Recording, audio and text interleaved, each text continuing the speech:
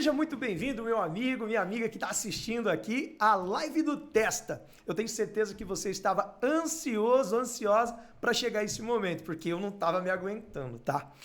Primeiramente, agradeço a você, agradeço a Deus. Estou falando do Gabriel, já tá aqui meu camarada, ó. Testemunho fantástico nessa live, meu irmão. Eu gostaria, nesse momento, pedir licença para você, para que a gente possa iniciar essa live fazendo uma oração, tá bom? Porque nada seria possível se não fosse o Senhor aqui presente conosco. Agradeço também aqui ao Ricardo, ao Tiago, Eduardo, Jefferson. Agradeço a Tati, que faz parte da nossa equipe, ela não pôde estar aqui, mas tenho certeza que nesse momento será uma bênção, não só na nossa vida, mas na vida de todos aqueles que acreditam num ser poderoso como Deus. Fechem seus olhos. Senhor nosso Deus, nosso Pai, a Ti rendemos graças, Senhor, nessa tarde, Pai.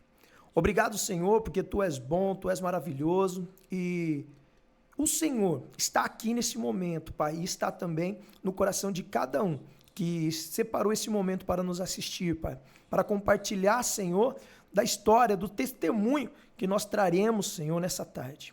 Pai Santo e Deus Eterno, que o Senhor seja conosco agora, sempre, como tem sido, Pai, fiel. Obrigado, Senhor. Em nome de Jesus, nós Te louvamos e Te agradecemos. Amém e graças a Deus. Graças a Deus. E aí, meu amigo Gabriel, como é que você tá? Estou muito bem, muito obrigado por você estar acompanhando aqui. Eu sou o Gabriel, um grande amigo desse cara aqui, esse incrível Jefferson, é um dos líderes lá da nossa congregação que me inspirou muito e continua me inspirando. Eu estou muito bem. Ô, cara, que muito legal. Obrigado pelo convite. Imagina, é um prazer, cara. Que nem a galera pergunta, né, alguns comentários, falam assim, pô, Testa, como é que faz para participar aí das lives com você e tal, não sei o que. Eu falei, cara, é só ser meu amigo, vambora. Porque o propósito da gente se reunir, da gente bater um papo, envolve, lógico, a galera aqui que nos patrocina, a galera que está com a gente, que faz tudo isso acontecer de forma material, porque nada cai do céu, simplesmente Sim. Deus concede a luz do dia, concede a noite para o descanso, e é a gente que produz, a gente corre, né? Então tem essa galera aí que nos patrocina e tal, e tá aberto para mais patrocinadores, tá? Você que está assistindo aí de repente, fica aberto aqui, vamos bater um papo, vamos trocar uma ideia, fala com a nossa galera e vamos para cima.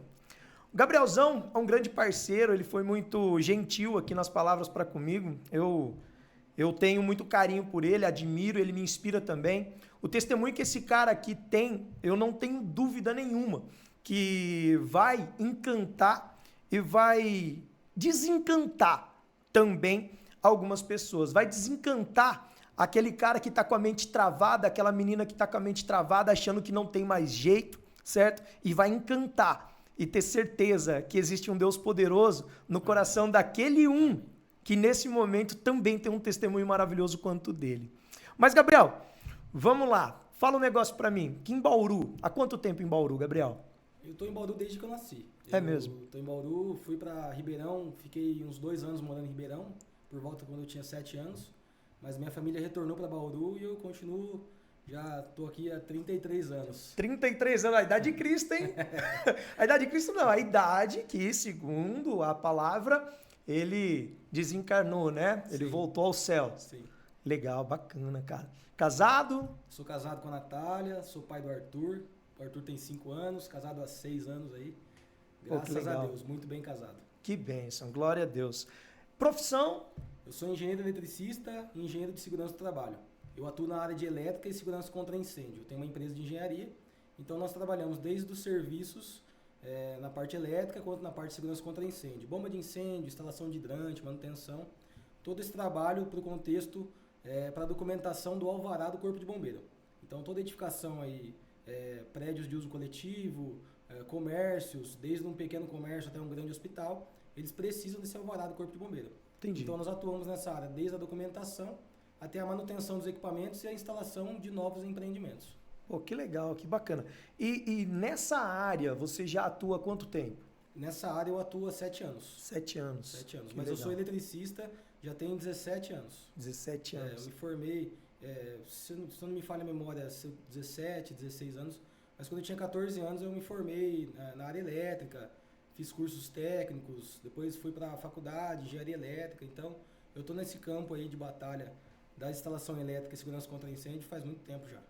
14 anos, cara, você já começou, já estava trabalhando? 14 anos já entrei como no Senai, né? Existia um curso que se chama CAI, é o curso de aprendizagem industrial, e eu fiz lá eletricista de manutenção. Foram 2 anos, ao mesmo tempo que eu tinha o Senai durante o dia, eu também trabalhava durante o dia e fazia o colegial em outro período também. Pô, que legal, cara, que bacana. Assim, quando eu ouço pais que falam assim, o meu filho está com 19 anos e agora ele está pensando no que ele vai fazer.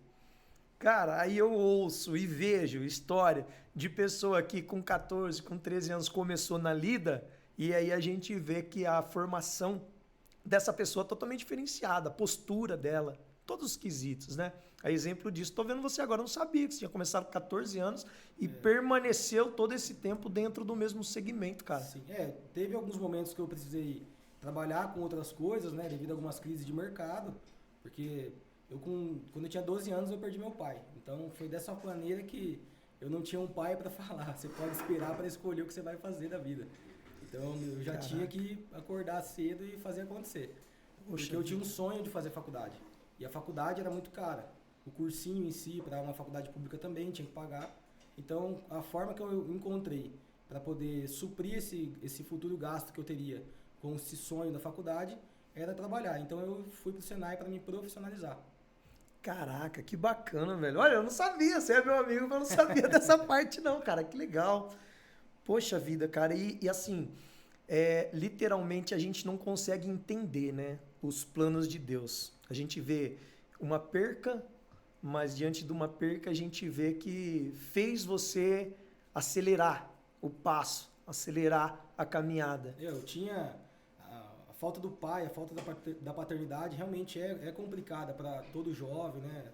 Menino, menina, não importa o sexo, mas a falta da paternidade, tem muitos pais também que estão dentro dos lares e não estão sendo pais, né?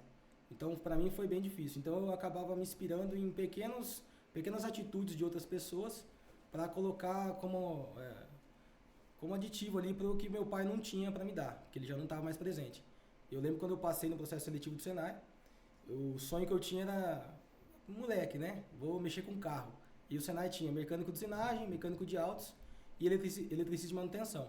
Só que o mecânico de autos, porque Deus, eu acho que não queria que eu fizesse, estava com as vagas encerradas. Naquele ano não abriria. Então tinha mecânico de usinagem e eletricista de manutenção.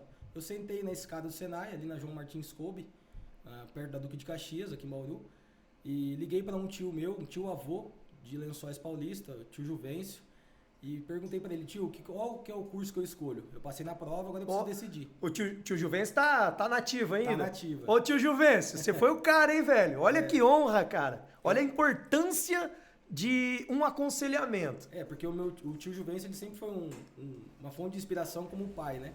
Que ele tem os filhos dele, casado, lá de Lençóis.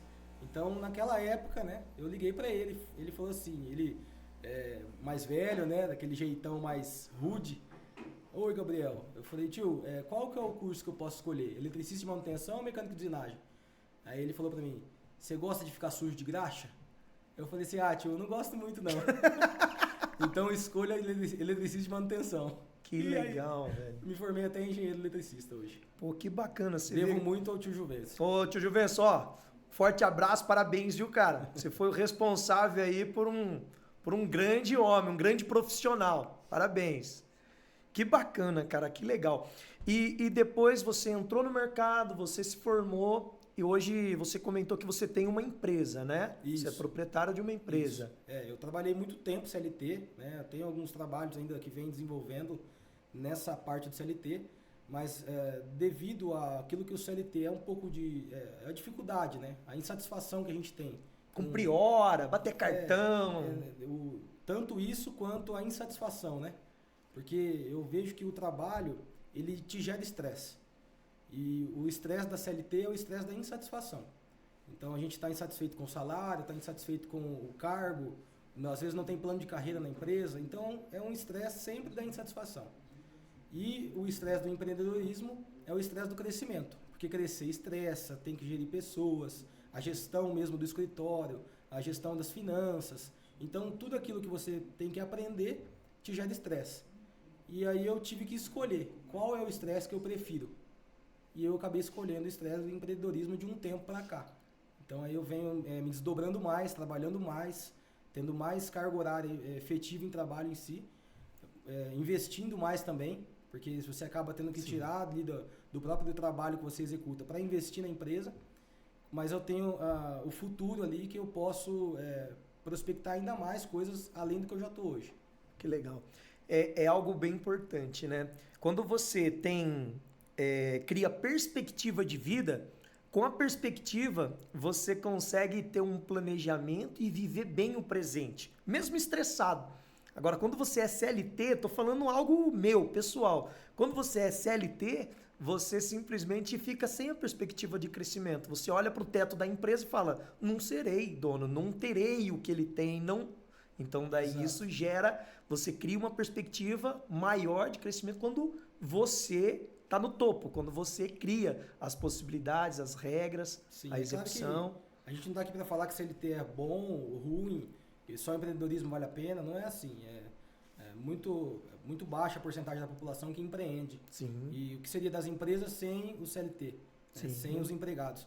Mas na maioria desses casos, onde começa esse conflito aí, que a pessoa está insatisfeita, ela não sabe para onde ela vai, a maioria se acovarda. Sim. A maioria não tem a coragem de decidir arriscar, decidir trabalhar mais, fazer aquilo que os outros não fazem.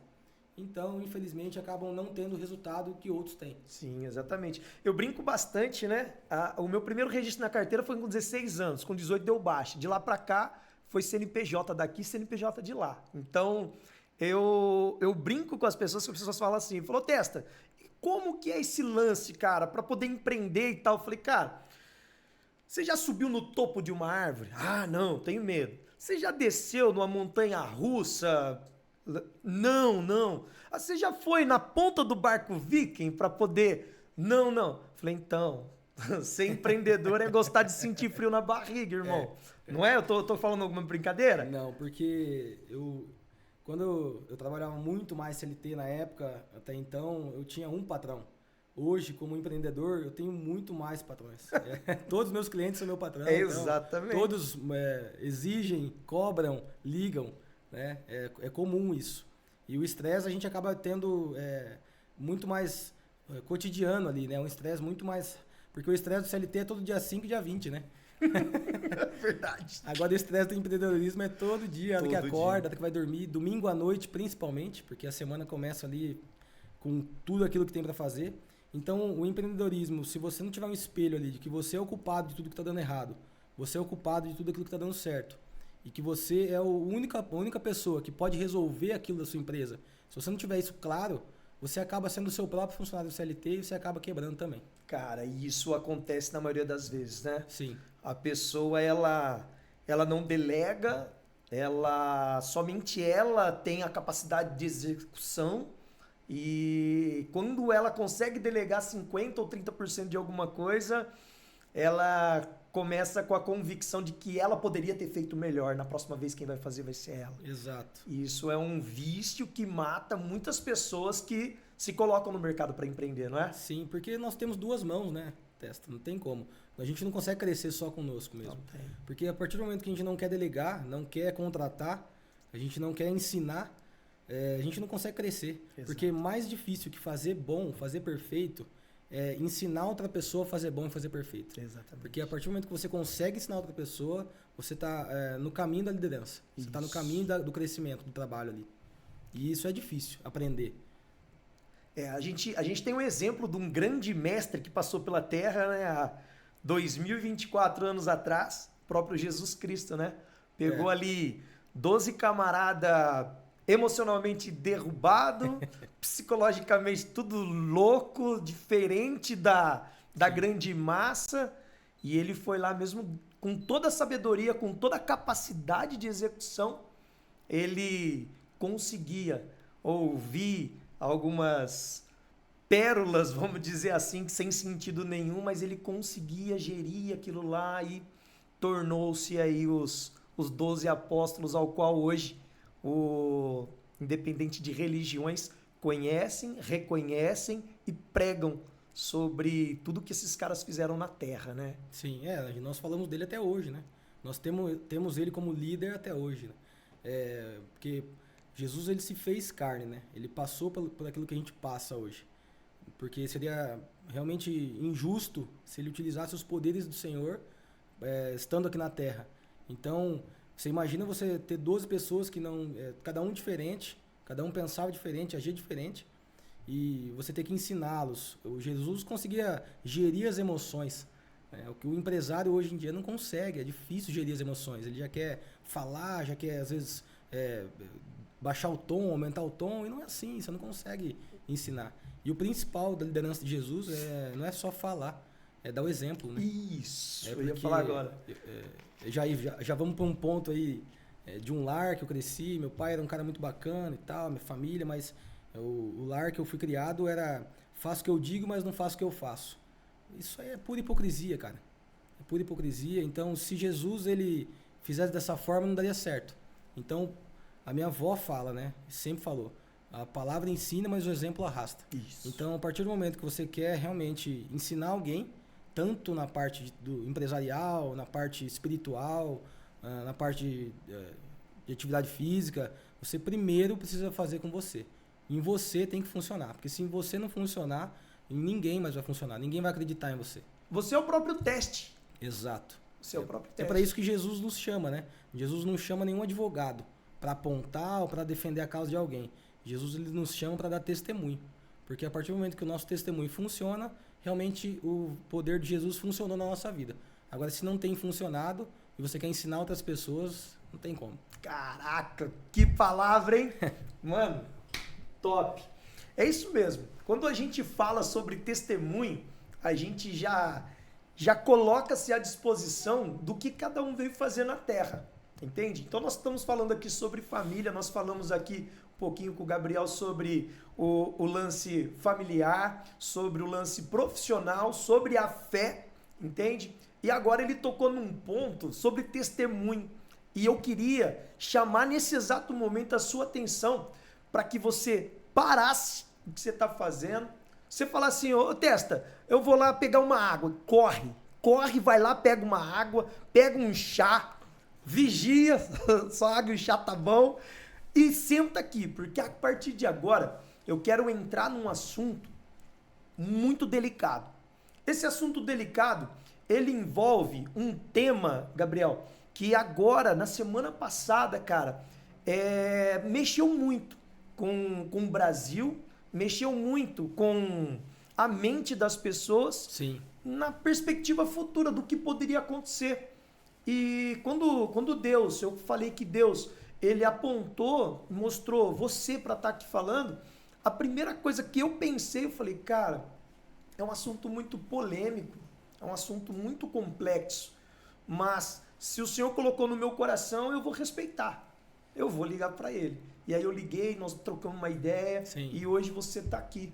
Esse assunto é delicado, meu irmão, mas presta bastante atenção na importância disso. Cadê a matonha? Rapaz. A matonha. Ainda bem que é de mentira, né? Graças a Deus. Gente, só para vocês entenderem, muitas vezes aí, de uns 4, 5 anos para cá, a gente sabe que muitas pessoas deixaram de assistir certos jornais ou programas que fazem uma conspiração, anúncios ao qual não é relevante muitas vezes com a realidade do que se determina sobre fé, família, entende? Sim. Então, algumas pessoas que estão nos assistindo nesse momento, nessa live, eu sei que não vai entender, mas aí pega o teu celular, dá um Google aí, vai pesquisar sobre o seguinte tema. Por esses dias atrás, coloca aqui pra gente, produção, fazendo um favor. Presta bem atenção nesse tema. A galera foi aprovado algo que vai impactar diretamente no futuro. Agora parece algo inofensivo. Gabriel, você já viu um câncer começar grande? Não. Geralmente nem sabem que tem o câncer. Exatamente. Ele começa com algumas dores aí que você nem relaciona com o câncer. Certo. O que acontece? Todo trâmite de destruição, ele jamais começa grande. Assim como um grande empresário não começa grande, assim como uma grande live não começa grande, Sim. certo? Não existe. O nascimento de uma grande árvore é uma semente. Então tudo começa pequenininho. E o tema do que a gente vai discutir nessa tarde de domingo é esse daqui, ó. Eu vou ler para vocês. Após 9 anos de sucessivas interrupções por 6 votos a 3, o Supremo Tribunal Federal, STF, finalizou nesta quarta-feira, dia 26, o julgamento que descriminalizou o porte de maconha para uso pessoal e fixou a quantia de 40 gramas para diferenciar usuários de traficantes. E aí, para você que está assistindo, que muitas vezes está meio perdido ainda, a maconha que eu pedi agora para a produção jogar para a gente aqui é só para simbolizar, na verdade, é mato, ó, cheira aí. Mato puro. A produção foi lá no jardim lá e pegou a matonha. Mas o que eu quero simbolizar para vocês aqui é sobre quantidade, tá?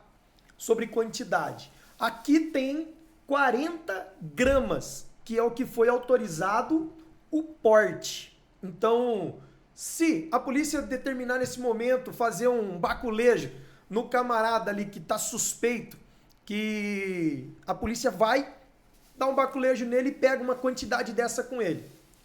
Não vai preso, Gabriel. Agora não vai preso. Ele simplesmente ele é um usuário, certo? Nada contra. Você aí, meu irmão, que gosta de fumar e tal, não tem nada a ver com a sua vida. Também não tem problema nenhum com quem bebe, com quem fuma. Não tem problema com isso. A situação que a gente está falando aqui, ela tem a ver com a parte social e os problemas que futuramente pode causar. Então, se nesse momento você não está concordando, tem problema não. Vai, muda aí, vai ver outra coisa. Mas se você quiser compreender, se você for um cara racional, uma mulher racional, continua que você vai entrar no nosso raciocínio. Então, aqui nós temos um camarada que foi feito um baculejo, vamos desenhar um cenário. Foi feito um baculejo nele, a polícia suspeitou, parou, pegou 40 gramas. Ele vai falar, ô senhor, eu sou usuário. Legal, ele vai para casa. A polícia não vai poder fazer nada, ok? Só que suponhamos, Gabriel, vamos pensar, tá? Vamos pressupor que esse cara, ele vai para casa dele, ou para o lugar que ele precisa levar, e ele volta e pega outro. Se ele fizer aí mais ou menos uns... Dá para fazer no dia 40 viagenzinha dessa? Por pertinho, né? Pertinho, é? Faz, tranquilo. E aí, se a gente multiplica 40 gramas por 10... Quase meio quilo, 400 gramas. Sim. Cara, meio tijolo é droga pra arrebenta. Quanto que movimenta a economia? E será que isso não vai facilitar, Gabriel, o tráfico de drogas? No meu ponto de vista, na minha ignorância. O que você acha disso? Eu já acho que essa decisão, vamos concordar que é um assunto muito delicado. Essa decisão ela já está deixando claro que isso aqui já não se torna tão ruim, né? A partir do momento que é aprovado e permitido a movimentação entre a sociedade, 40 gramas, e a pessoa assina ali como usuário, também creio que a polícia vai andar com uma balança na viatura. É verdade. Uma mini balança aí, para poder fazer o peso, a contagem. E se o cara que vendeu bateu 45, cara? E tá preso, né? Aí é tráfico. Mas eu acho que realmente vai facilitar o aumento dessa movimentação dessa droga na sociedade, vai ficar muito mais claro para a sociedade de quem não faz o uso disso. Então, realmente, não vai ser benéfico, creio eu. Olha só, olha como que a gente vai explanando o assunto, o cenário, vai vindo um monte de complicações. Vamos fazer de conta agora. Nós somos ali, fazemos parte da BAEP, ou da Força Tática, do Militar, que seja, com a segurança pública, aquele que tiver ali naquele momento para poder fazer o trabalho. Tem a balança, que nem você colocou, acredito eu que não foi nem citado se a polícia agora... Será que o governo do estado já comprou? Porque já está aprovado, já tem que ter mandado antecipadamente uma balança de precisão para cada viatura. E tem que ser aferida, né? Será que já está tudo pronto? Hã? Coloca aí nos comentários, pessoal. Será que já tá tudo, já deve estar tudo certo isso daí? Eu acredito. Então, se aprovou a liberação, 40 gramas, já mandou a balança para todo mundo, recebeu o treinamento, vai ser aferido toda semana, né? A balancinha para não errar, porque se der 43, se o camarada que faz o comércio lá der 43 gramas, ele vai prender o cliente dele. Exato. Não é? Tô errado? Exatamente isso. Então, olha só a delicadeza das coisas para uma tomada de decisão que muitas vezes pode parecer simples para quem está lá na ponta, mas para quem vai exercer o trabalho no dia a dia aqui, a complexibilidade, isso a gente está citando 2 fiapinhos do cenário, mas imagina o tanto de coisa que pode acontecer. Eu acho que isso é só um começo, né? É como um câncer, ele tem um começo, porque a partir do momento que é liberado 40 gramas, beleza, pega no trânsito, a pessoa está transitando por alguma rua, que seja alguma cidade aí, e é pego, ele vai ser usuário, considerado usuário. Mas aonde ele busca isso? Para onde ele leva? Qual é o fim? Então, aonde é o início, de onde ele pega essa droga, aonde ele vai levar, que não é permitido. Não é permitido comprar. Não é permitido levar, né? É permitido você usar, mas então ela cai do céu. Então isso é um começo, no meu ponto de vista, que o STF tem colocado na pauta e aprovou. E agora o próximo passo é a liberação realmente da fabricação, a liberação aí em imóveis comerciais à venda. É um começo. O que a gente enxerga aqui é muito raso, né? O que a gente enxerga realmente não é o que eles querem dizer. O que eles realmente estão pensando lá no futuro. Infelizmente, o mundo, a tendência do mundo, ela é piorar em alguns cenários em si. Jesus está voltando, né, Testa? Essa é a grande realidade. Jesus está voltando. Isso a gente não tem dúvida, mas ficar calado durante a vinda de Jesus é algo muito complexo e difícil também, né? Sim. Porque você tem um filhinho. Quantos anos tem seu filho? Meu filho tem 5 anos. Tem 5 anos. Eu tenho um filho de 16 e uma filha de 13. Tenho sobrinhas de 9 e tenho sobrinhas de 4. Cara, você olha para esse cenário aí, mesmo você tendo a certeza e a convicção de que Jesus ele está voltando, você, dia após dia, enquanto ele não volta, você quer proteger, de certa forma, e cultivar um melhor ambiente para que Sim. eles venham a crescer. Se Jesus voltar em 10 anos, são 10 anos de proteção, de cuidado, de zelo, de desenvolvimento que você precisa trazer. Eu estou falando isso porque algumas pessoas eles olham para o cenário, para o mundo e falam assim, pô, não tem nada a ver com isso. Eu não uso, minha família não usa. Cara, mas essa é a mente da pessoa, uma pessoa egoísta e uma pessoa que vai tendenciar a ter esse tipo de problema, porque ela olha para o eu. E a hora que bater na porta dela, porque essa galera lá fora, um dia, mesmo ele protegendo, um dia essa galera vai ter um probleminha. Eu tô falando já do que alimenta o comércio disso. O comércio disso daqui, como você falou, não tem empresas, não tendo empresas, alimenta a criminalidade. Com certeza. Onde vende isso, vende muitas outras drogas muito mais pesadas e entendeu? Muito mais então é um alimento. Maléficas, né? É um alimento. Sim. Dizem que é a droga mais comercializada no mundo. Poxa, se vai fazer então a liberação do uso, não seria um trabalho reverso? Imagina-se. Pô, existe o projeto para poder liberar o uso. Tá, mas então se existe um projeto para liberar o uso, primeiro precisa liberar um projeto de manipulação, de produção, certo? O engajamento dos lugares propícios para venda. Mesmo porque a droga, hoje em dia que ela é comercializada, ela vem com muito mais impureza do que uma droga natural, né? Vamos falar assim, da própria maconha plantada e sendo cultivada da maneira que ela deve ser, se fosse realmente para ser utilizado para fumo, né? Agora, essa droga que está sendo comercializada hoje, ela vem com muito mais impureza, com muito mais aditivos aí para aumentar assim o peso dela, e as pessoas acabam nem sabendo muito bem o que estão fumando, né? Cara, me veio na cabeça aqui agora.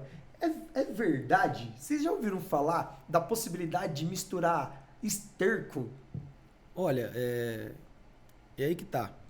A gente está falando do ser humano, né? Então, existe a possibilidade, sim. Mas fica doidão do mesmo jeito? Não, não fica. Com certeza não. E a quantidade do aditivo desse esterco ali na droga é muito menor. Mas tem outro tipo de mato, orégano, põe de tudo para poder aumentar o peso ali. Ou põe mesmo galho, põe várias coisas que acabam, na hora do corte, já prensa tudo e vende. Caraca. Gente, muitas vezes você tá olhando nesse momento aqui e tá falando, pô, o Gabriel se apresentou aí como um engenheiro elétrico e agora tá falando sobre manipulação de... Tá entendido do assunto? Mas justamente esse é um dos motivos que o Gabriel veio aqui. O Gabriel, ele teve uma passagem por esse mundo, por essa história, tá? Sobre o início. Porque quando você vai começar com a galera, fala assim, poxa, Testa, isso daí é normal. O cara já fala, isso é normal, isso daí é tranquilo. Eu falo, vixe, não vai adiantar falar nada. O cara já é do mundo dele e tá tudo certo. Vai que vai, cada um faz o que quer com a sua vida. É a mesma coisa você evangelizar. Você leva a palavra. Quem convence é quem? O Espírito Santo. O Espírito Santo que vai levar o convencimento. Então, quando você vai conversar com uma pessoa que ela tá levando algo que possa atrapalhar o desenvolvimento da vida dela, a saúde dela, você simplesmente entra no assunto, você toca no assunto e sai de campo. Quem vai fazer a obra ali, em todos os sentidos, para mim, é o Espírito Santo. Sim. O Gabriel, ele teve um primeiro contato com a maconha, certo, Gabriel? Sim. E esse contato fez uma grande diferença e teve um impacto muito gigantesco em toda a área profissional e familiar dele. Então, ele aceitou vir aqui dar esse testemunho para mim e para vocês. Então, a partir de agora, meu irmão, presta bastante atenção, cuidado para não perder essa riqueza desse testemunho, que é muito importante. Se nesse momento você tem um familiar, se nesse momento você tem alguém que você realmente ama de coração, já comece a encaminhar essa mensagem para ele, porque eu não tenho dúvida que Deus vai usar esse momento para poder edificar e trazer libertação para a vida dessa pessoa. Agora, se você de repente está aí só olhando e falando, eu fumo mesmo, eu não estou nem aí, fica sentadinho aí, porque quem convence, eu já falei que é o Espírito Santo, e aguenta, se quiser acender o seu aí é problema seu, mas presta atenção nesse testemunho, meu irmão, porque o começo é aqui. O começo do câncer a gente já desenhou. Essa lei, essa liberação é o começo. Então o Gabriel vai falar um pouquinho pra gente agora sobre o começo da história dele com a maconha. Fica à vontade, irmão. Agradeço a sua atenção. Peço que você se dedique nessa live porque vale a pena o conteúdo. Bom, meu primeiro contato com as drogas foi na faculdade. Eu já, durante o meu período aí de jovem, 8ª série, colegial, eu tive alguns contatos de pessoas que participavam da rodinha, mas eu não participava. Apesar do meu histórico familiar, né, meu pai ter contato com as drogas, eu presenciar algumas situações, mas eu muito novo, com 12 anos, ele sempre falava para mim, né, filho, se você quiser utilizar qualquer tipo de substância, você fala pro pai que o pai busca para você, só que você vai acabar terminando igual o pai. Então, por não querer estar igual meu pai estava, eu acabava tomando distância longe da presença dele. Mas na faculdade é aquele velho ditado, né? Água mole, em pedra dura, tanto bate até que fura. Então, no terceiro ano da faculdade, acabei me juntando com uma turminha, por conta aí, um pouco sozinho, né? A turma ela se separa na engenharia, nos primeiros 2 anos, são 5, às vezes 5 turmas que fecham para todos os tipos de engenharia. E no terceiro ano em sequência, civil separa, produção, engenharia elétrica. E eu acabei me separando e não tinha tanto contato com aquela sala ali, com aqueles novos alunos. De 5 salas se torna uma em sala de engenharia elétrica. Eu acabei tendo contato com uma pessoa ou outra que fazia a utilização e sempre estava ali no intervalo, estando ali com a pessoa e com as outras pessoas em si que participavam. Na faculdade Unip tinha uma rua no fundo da faculdade que se chamava Jamaica. Jamaica. Já não precisa falar mais nada. Não precisa, né? Pois é, e aí eu ia para lá e ficava conversando, mas estava ali, eu estava sempre ali perto da droga, perto daquilo que poderia fazer mal para mim. E nunca ninguém me forçou, esse papo de que as pessoas elas vão te forçar e ninguém põe uma arma na sua cabeça e fala, utiliza droga aqui. É você mesmo que vai lá, pega, acende, ou pede um pouco a droga e dá um tapa ali, fuma, dá um trago em si. Então eu mesmo, por curiosidade, por sempre estar ali, eu acabei utilizando.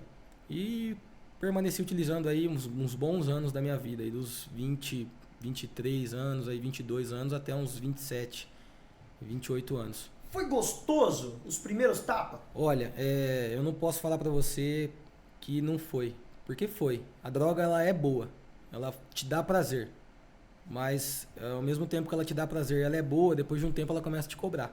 Ela começa a não te dar tanto prazer igual era no começo. O Dr. Drauzio Varela fala, né, que aquele que tomava um fardinho de cerveja, hoje um caminhão é pouco. E é a mesma coisa com a substância da maconha, com qualquer outro tipo de droga. No começo eu lembro até que alguns colegas daquela época falavam, olha, essa sensação que você está tendo aí, você vai sentir saudade dela. Porque esse pouco que você fuma e está tendo essa sensação tão boa, ela vai passar, ela vai diminuir. E se você vai acabar precisando fumar mais, utilizar mais, para tentar chegar perto dessa sensação, só que essa sensação já não volta mais. Então, a droga ela é boa, ela te dá prazer. Só que ela cobra você no futuro, cara. Ela acaba tanto para sua saúde quanto para o seu convívio social. Ou você vai estar sempre no meio de pessoas que utilizam droga, ou você não vai estar. Não tem como estar lá e não estar utilizando também. Caramba, cara. Forte, né, velho? É impactante. Caraca. E fala uma coisa pra mim, Gá. Começou na maconha, a gente tá falando da maconha e aí permaneceu nela toda a vida. Não permanece, porque esse é o grande problema do assunto que a gente tá aqui em questão na live, né? A liberação disso, a liberação do trânsito disso daí com o usuário em si, as 40 gramas. Porque a gente tá falando de 40 gramas, mas 40 gramas no prensado não é desse tamanho. Ela fica um prensado num tamanho bem menor, no caso. E a gente fala aí no 4:1, 5:1, 2:1. É o que? A cada 1 grama, R$4. A cada 1 grama, R$2. Então depende da qualidade. Também depende de qualquer... Então é aí que tá. Você acaba estando nesse convívio com esse tipo de pessoa, com as pessoas, aliás, não o tipo de pessoa em si. Não estou denegrindo a imagem de ninguém que faz a utilização. Porque eu já fui um viciado, já utilizei droga, hoje graças a Deus eu não sou mais. Mas hoje eu sou a pessoa que eu nasci para ser. Aquilo lá que eu era só uma fase. Eu estava naquela fase. Eu não era aquilo. Então, o que acontece? Você começa numa droga, você começa num copo de cerveja, você começa no cigarro, e aí você acaba tendo a curiosidade de, mas o prensado ele é bom, mas tem um lado do cara lá que ele tá um pouco mais refinado e vale a pena você experimentar. Aí você já tá fumando outro tipo de maconha.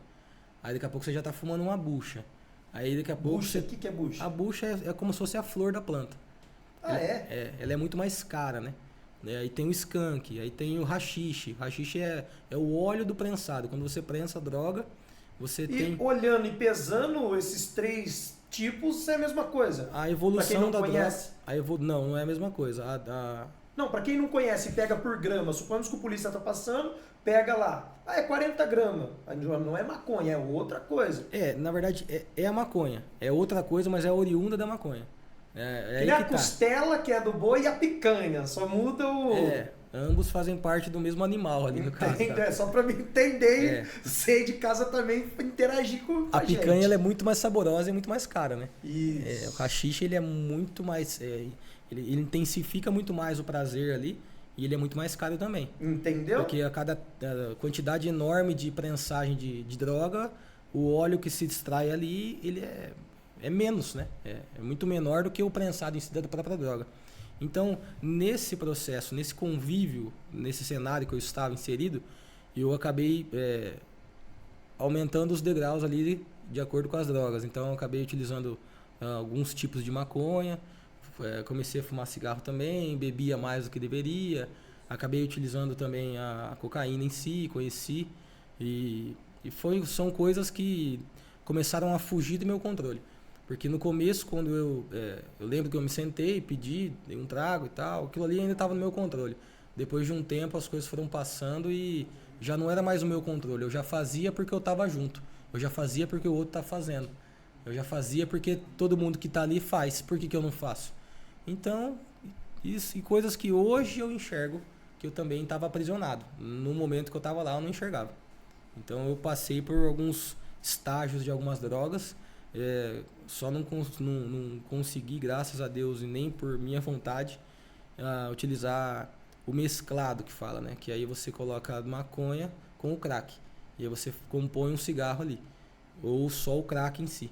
Porque quanto mais forte a droga, mais o seu nível de dependência e mais a sua dedicação para a droga.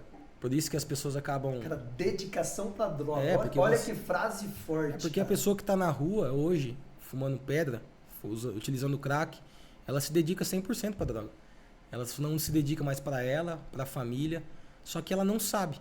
Ela está escrava, ela está vendada. Se você chegar nela lá e falar, vamos sair da rua, ela não quer sair. Ela não quer parar de usar, ela não tem força. Ela já se tornou... É como se fosse uma droga ambulante. Ela mesma vai atrás de tudo. Tem algumas músicas aí de alguns compositores que falam, é um zumbi arrastando uma corrente a noite inteira, para cima e para baixo. De dia ele dorme, porque de dia ele tem mais segurança na sociedade, tá todo mundo trabalhando, saindo. Porque se ele dormir de madrugada, alguém pode roubar alguma coisa dele para poder vender para comprar droga. Então à noite ele fica acordado. Então ele se dedicou 100% à droga, só que ele não sabe. Então, nesse estágio do crack eu não cheguei, graças a Deus. Porque eu tinha um senso dentro de mim de que todo mundo falava, não, essa aqui é pesada, essa aqui é pesada. Chegou nessa, essa aqui já era. Você não consegue sair mais, é muito difícil. E tem aqueles que falam assim, eu sou fera, eu quero ver isso daí. E aí experimenta. Tem aqueles realmente que... E tem uns muito doidos também que faz, que experimenta e faz de tudo e tá vivo até hoje. Tem de tudo nessa vida, cara. Só que a hora que deita a cabeça no travesseiro, eu tenho certeza que não tá feliz com ele mesmo. Não tá 100% realizado. E é uma busca por uma realização. É algo que falta. Eu vejo como... Hoje eu entendo isso, né? Hoje eu entendo que é um vazio existencial. Todo ser humano tem esse vazio. Todo ser humano tem um buraco dentro dele, um buraco negro. Eu falo, ou é a falta de um pai, ou é a falta de uma mãe, ou é a decepção amorosa, ou é a falta de uma realização, a falta de uma coragem profissional para se despontar numa área, ou é aquela criança que cresceu criando o irmão e deveria crescer sendo criança. Todo mundo tem esse vazio. E o vazio próprio dito do ser humano. É como o peixe consegue viver fora da água? Não consegue. É a mesma coisa a gente viver fora do Senhor, fora de Deus. Não dá. Não funciona. Ou a gente vai ser muito egoísta, ou a gente não vai estar utilizando nenhum tipo de droga, mas também vai estar falando mal de todo mundo, vai estar agindo errado com todo mundo. É um vazio existencial. Enquanto você não preencher esse vazio com a coisa certa, que é Jesus, que é realmente você entender para que você veio, você sempre vai colocar alguma coisa dentro desse vazio. Se não for droga, se não for mulher, se não for desonestidade, o roubo, não importa o que seja, você vai colocar alguma coisa dentro desse vazio. Ou você vai engordar demais, comer demais, que também faz mal. Sempre uma troca. É sempre uma substituição, sempre uma troca, é o que você falou. Então, infelizmente, no meu vazio, eu precisei colocar a droga. E depois de muito tempo eu descobri que eu tinha um vazio. Porque muitas vezes a pessoa coloca algo dentro desse vazio, mas não sabe que tem esse vazio. É isso que é o pior. Você não sabe que você tem um problema. Como é que você vai lidar com uma coisa que você não sabe? Exato. Como é que você vai vencer uma coisa que você nem sabe que tem um leão ali pegando você toda hora, que você nem sabe? Você não consegue se defender do leão. E quando foi exatamente assim que você identificou que você tinha esse problema, que você estava ali vivendo uma dependência? Eu tinha muitos sinais dessa identificação. Só que eu me cobrava muito. O que acontecia? Quando eu saía para as noitadas, para as raps, né, que falam, a república, as repúblicas. Os jovens, eles fazem uma faculdade pública ou particular, eles são de outra cidade, se reúnem na república, e ali tem boas repúblicas e tem repúblicas que não são boas. Que quando um tá utilizando, acaba todo mundo já e vira aquela doideira. E eles faziam festas nos finais de semana. Então eu com essa galera sempre ia para esses locais para poder curtir e tal. Só que dava um certo horário da madrugada, como se a minha bateria social acabasse. Ou quando eu tava muito doido, eu não tava naquela vibe de que, ai, que da hora, que tá doido, que não sei o quê. Eu não era esse cara. Eu era um cara que sempre tava me cobrando. Ou eu tava conversando com um cara falando, cara, não tá valendo a pena a gente estar aqui, cara. Puta, tô vendo esse negócio aqui, cara, amanhã tem que acordar cedo. Puta, mas tá bom, hein? É gostoso, mas, cara do céu, o que eu tô fazendo da minha vida? Eu tinha algo dentro de mim e eu não sabia o que era. E todo mundo me chamava de chato, né? E lá vem... meu apelido na faculdade era cowboy. Lá vem o cowboy com esse sermão, lá vem ele. Eu, na verdade, o que eu tava sendo? Eu tava sendo a mesma coisa que eu aprendi dentro de casa. Eu tava sendo hipócrita. Eu tinha um sinal dentro de mim que me movia. Eu não conseguia vencer e me dedicar nesse sinal de que eu deveria sair desse mundo. Eu falava para as pessoas, mas ao mesmo tempo eu tava pedindo ajuda ali. E eu tava o quê? Fazendo errado, mas querendo falar certo. Então, por muito tempo, eu fiquei nessa neura, cara. Foi uma neura, foi muito sofrido pra mim.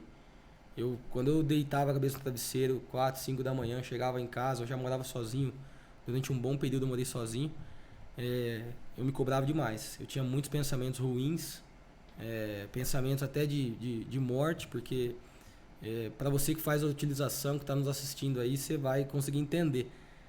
A gente acaba utilizando porque tem que enfrentar a fila do banco. Então a gente vai lá com a cabeça cheia de fumaça para poder aguentar aquela fila. A gente acaba utilizando porque o Brasil venceu o jogo, ou porque vai ter o aniversário de alguém. A gente acaba utilizando porque nasceu o filho de alguém, a gente está comemorando, ou a gente está utilizando porque vai comer um lanche, uma pizza, tem que abrir o apetite. E aí, de tanto eu fazer isso, tá triste, eu vou utilizar porque eu tô triste. Tô feliz, eu vou utilizar porque eu tô feliz. De tanto eu fazer isso, eu comecei a enxergar o Gabriel fora de mim. Eu comecei a olhar como se eu estivesse por fora da minha pessoa. Eu falava, caraca, mano, eu não nasci com isso. Que estranho. Eu tô viciado. Cara, você teve essa consciência eu tive essa se consciência. enxergar, velho? É a consciência em si. Eu falei, cara, eu tô dependente disso. Ah, não faz tão mal, tá tudo bem, maconha não faz tão mal, as outras drogas fazem muito mais. Eu concordo. O cigarro às vezes faz muito mais mal do que a própria maconha, tem muito mais substâncias. Tudo bem. Não estou concordando 100% com isso, nem discordando. Estou só falando que realmente a sociedade fala sobre isso, quem está no meio disso. Mas, cara, você tem que utilizar isso para ser feliz, não está fazendo bem, então. Exatamente. E aí, nesse contexto geral, de tanto nessas festas, nessas madrugadas, eu buscar esse aconselhamento com pessoas que estavam pior que eu ou igual a eu, e eu resolvi me dedicar à terapia, cara. Eu busquei a psicanálise. Devo muito, muito, muito à minha terapeuta, a Isabela, se ela estiver nos acompanhando aí, que Deus possa te abençoar, retribuir tudo aquilo que você fez na minha vida. Ela fala que é 50% dela e 50% meu. Mas eu não vejo 50%. Ela teve uma boa parte no começo de 80%. Porque eu tive aí 20% de que eu sempre tive esse arrojamento, essa busca, né? Porque eu entrei sozinho na droga, eu pensei comigo, eu vou sair sozinho, vou me virar. E aí eu sempre entendi que fazer terapia, cuidar da mente é bom. Cuidar da espiritualidade, numa igreja, uma religião, não importa qual a sua, faz bem. Cuidar do corpo, da atividade física, uma academia, crossfit, o que importa é estar em movimento, faz bem. Cuidar da saúde financeira, né? Ou do casamento em si, no trabalho, em momentos de qualidade na família, faz bem. E por que não cuidar da mente? Então, pra mim, eu nunca tive esse complexo de quem faz terapia é louco. Não é, muito pelo contrário. Quem não faz, cara, você tem que fazer, você tem que se conhecer. E foi lá com ela, quando eu tive a oportunidade, eu falei, bom, vou começar a fazer terapia, eu sei que vai fazer bem pra mim, eu vou plantar, alguma coisa vai sair daí. Só que eu não tinha coragem, não tinha força, na verdade, pra vencer tudo isso. Porque eu já tava em outro estágio, né? Já tava fumando, cheirando, bebendo, eu tinha minha vida social normal, eu nunca vendi nada e tal, mas foi através da terapia que eu tive essa sacada de que eu tenho um vazio e que eu tô colocando tudo errado dentro desse vazio e eu nunca vou conseguir tampar esse vazio. Cara, que testemunho, hein? Isabela, parabéns, tá? É gostoso a gente ir ouvindo e a importância de pessoas. Já teve o tio, como é que é o tio mesmo? Tio O Juvencio. tio Juvencio, a Isabela. Eu não tenho dúvida que a Natália foi grande prepulsora desse grande homem, porque existe um ditado muito conhecido que atrás de grandes homens precisa existir uma grande mulher. E cara, seu testemunho é lindo, cara. Seu testemunho é fantástico. A minha esposa, ela é incrível. Ela já teve muitas chances de desistir de mim. Ela teve muitos motivos, mas ela sempre se manteve firme. E ela sempre ia na contramão, né? Enquanto todo mundo tava falando abandona, ela ia pra igreja orar, fazer campanha de oração. Porque não é só a terapia, não é só a vontade, não, é um contexto. A espiritualidade, ela vem no centro de tudo isso. E quando a gente... É normal, né? Que você vê algumas meninas que elas olham um cara profissionalmente bem, um cara bonito, todo respeito. Obrigado. Você vê assim e fala, pô, queria um marido desse. Só que é construção. Minha esposa construiu esse marido. É tijolo por tijolo. Demoliu entende? muita coisa. Exato, é uma construção. A nossa vida, Sim. ela é construída por pessoas que a gente permite se aproximar. Olha só, a nossa vida, ela é construída por pessoas que nós permitimos nos aproximar. Tio Juvencio se aproximou, você permitiu, você Sim. ligou para ele e permitiu que ele te orientasse. A sua psicoterapeuta, Sim. psicanalista, você permitiu ela se aproximar. Dei toda a liberdade. A realmente. tua esposa, você permitiu ela se aproximar. Sim. Você que está nos assistindo agora, você permitiu nós nos aproximarmos e você adentrar nessa sala, nesse momento, nesse ambiente. Eu tenho aqui no bastidor, assistindo com a gente aqui esse testemunho, o meu filho que tem 16 anos de idade. Eu não tenho dúvida nenhuma que o coração dele, a mente dele está sendo tocado. Por que o seu não está sendo tocado? Porque você muitas vezes não está se permitindo. Permita-se aproximar da sua vida tudo aquilo que possa te levar a tapar o verdadeiro buraco que existe na sua mente e no seu coração. Gabriel, existe uma mensagem dentro do seu coração que você poderia compartilhar para essa galera, para a gente fechar essa live? Para você que tem tantas dúvidas dentro do seu coração, se vai dar certo, se não vai, o caminho da prosperidade, o caminho realmente que a gente nasceu para viver, a gente realmente quer estar lá na frente, né? Já quer estar lá no pódio, já quer chegar. Mas a vida, ela não é assim. O GPS, ele tem que estar ligado no caminho certo. Realmente naquele seu objetivo que você nasceu. Só que tudo aquilo que você faz hoje pode te tirar da rota.